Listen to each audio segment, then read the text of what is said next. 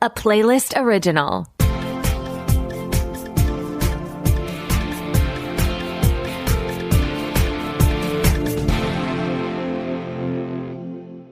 Welcome to the Pilot Podcast, where we review the pilot episodes of TV shows to answer your question, should I watch this? My name is Mitu. And my name is BJ. And this week, we're watching Destination X on NBC. So stay tuned to find out where Mitu's favorite European destination is. Ooh, okay. I'll have to think about that. While you think, how about you tell us what happened on this European excursion?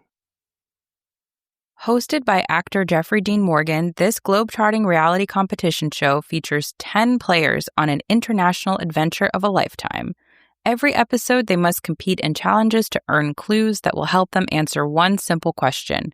Where in the world are they? With their senses threatened and their wits as a guide, these players have to unite and battle each other in the hopes of taking home a life-changing cash prize of $250,000. This is drag race money. Quite the prize.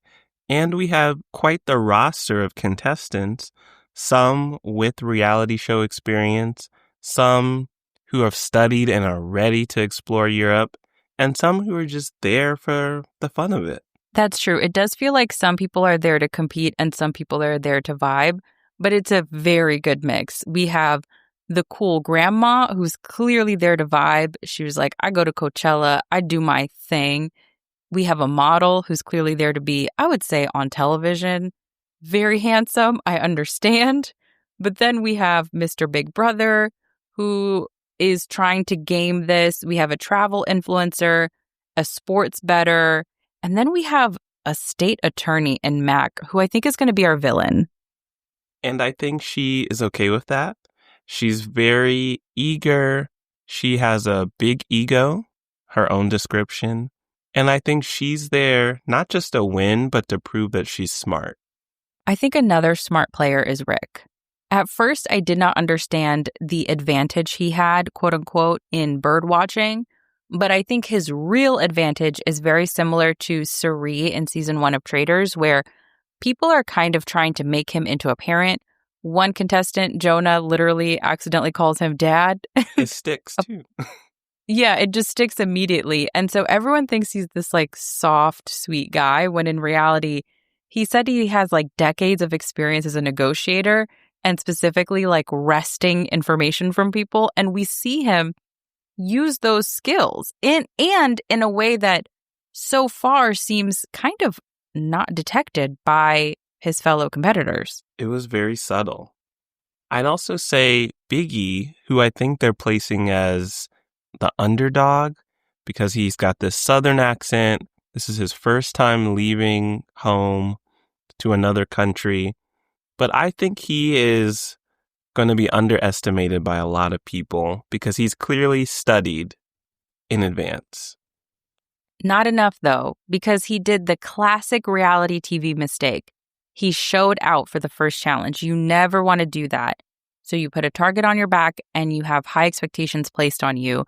And unfortunately, he pretty immediately did not meet those expectations. Yes, when he was faced with a new type of challenge, he was out of his element. He knew some trivia, but when it comes to, let's just say, hide and seek, he couldn't do it. I spy with my little eye. He can't find Waldo. No. Although this show did make me think of Where's Waldo and Where in the World Is Carmen Sandiego? Which gets me to the gameplay. I think that the concept of not knowing where you are in the world is so fun and funny. And I came in maybe on some hateration. My apologies to Mary J. Blige. I thought, you can't take me somewhere and then I don't know where I am. Like, I simply will have to use the clues around me to figure it out. But I think they did a really good job of picking places that feel like they could be a few places and picking games where you really can be led in the wrong direction in these games. Yes, and the other added element to make it harder, not only do they need to guess what country they're in, they need to be as specific as possible. because part of the elimination is a certain subset of contestants who didn't do well that week must guess their true location. And whoever is furthest from the city that they're in would be eliminated. So you really got to know where you're at. We also even had our first little bit of cheating. Yes, this is a game where you can lie. You can get some clues and choose to share them or choose to give false clues. And you can sabotage someone else's game. Yes, even if you don't mean to. Light spoiler. And in one case, someone did mean to. Yes. I thought that was fun and juicy. One thing that cracked me up is they had to do this clue game where they had to decipher information from symbols on coins. And Miss Grandma tried to understand what a sneaky link was. Her partner in trying to understand what a sneaky link is was Jonah. Neither of them had any sense of that language. They had not tuned in to the Sneaky Links reality show on Netflix. They just had no sense of it, up or down. And there is a path that she takes to get to the right answer that I genuinely had to pause the television and holler in laughter. She made it. She sort of took a Last Supper path, and that's as much as I'll say. But as much as that doesn't make sense what I just said, neither did her path, but she got there. And we see that one of the things, like you mentioned, they are choosing locations that look like they can be in many places. They're choosing clues that apparently can be interpreted in many different ways, which is going to make it more confusing and disorienting for all of these people to figure out where they really are. And they take some senses away. We already saw the beginning of it with the goggles. Those were so creepy. With the eye cameras. Yes. So you really cannot see, or you see what they want you to see. Mm-hmm. It's very unsettling, and I bet makes their world feel very topsy-turvy. And then the last part of these conditions that probably makes their world feel so topsy-turvy is the bus. They are on a tour bus. How do they shower? How do they use the bathroom? Quickly. I'm assuming it's like an RV, so there is a bathroom, a full bathroom on the bus. How many? Probably one. For all those people?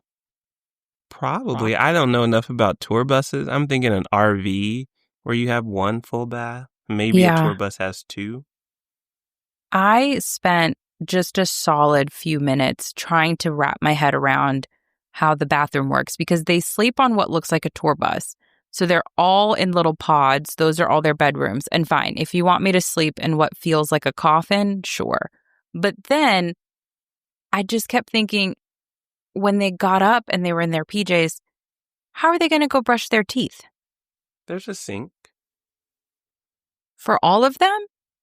Take turns. Oh, and then I thought, they can't even pull up to like a hotel or something because they would have to have that as such a controlled environment for them to be able to do that and not know where they are. Yeah, it's too risky to just let everyone out at a hotel or rest stop. Like, you'll be searching for clues.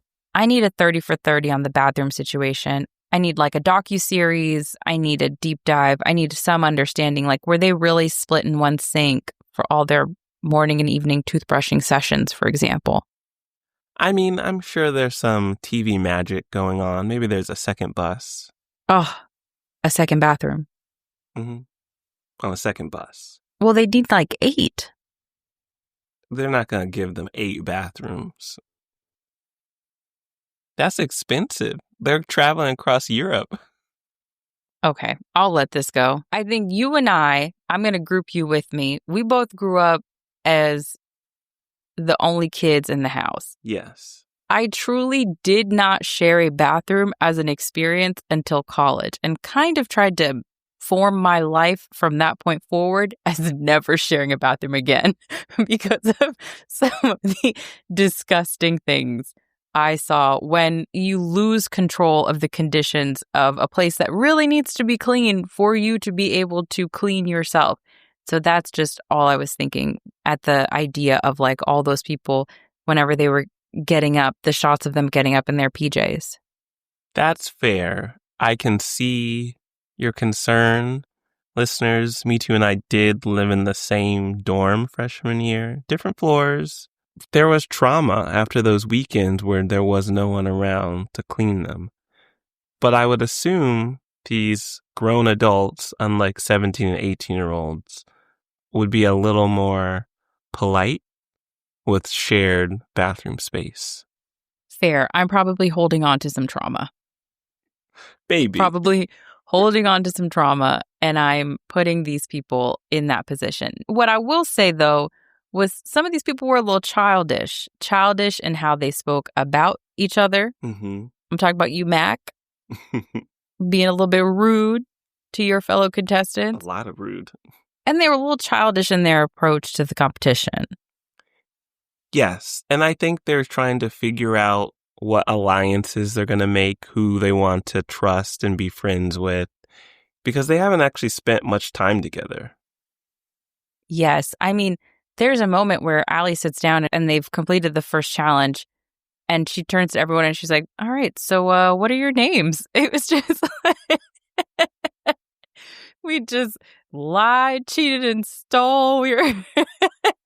But now I'm Allie. I'm from Texas. Like, we will be living on this bus together. So what are your hobbies? I thought that was fun. And it is refreshing. I feel like a lot of the reality TV I watch, or a lot of the competition shows we watch, have tons of people who have previously done reality television show competitions, which is juicy on its own. But in this one, I like how naive some of these people are. It makes for better TV. Though, they have pretty solid knowledge bases. You're right. They do all seem pretty prepared. Yes, they came prepared. And I think we're just in an era where reality TV has been going for so long and so strong that it might be kind of hard to not cast a previous reality TV star. Like, the pool of people who make good reality TV, I feel like is pretty limited. That's true. And the pool of people willing to do it, because you and I were even talking about this show before we got on mic and the ways that we would strategize. And I would never want to be filmed doing those things. Not unless the prize were like, I do not have to go back to a job and possibly answer for some of these things. Money. True. Because you would get messages from people like, Me Too, did you really do that to that other contestant just to win a challenge? Yeah, and I need to be in a position where I'm not receiving those messages. Like, it's just sort of, that's a past me. That's 9 to 5 me too. I'm multi-million-dollar prize me too. I've moved on. Yeah. Yes, 100%. The number you're trying to reach, like, that's where I would need to be. Because otherwise, I saw several ways that one could, I'm going to use the word again, strategize to win some of these challenges.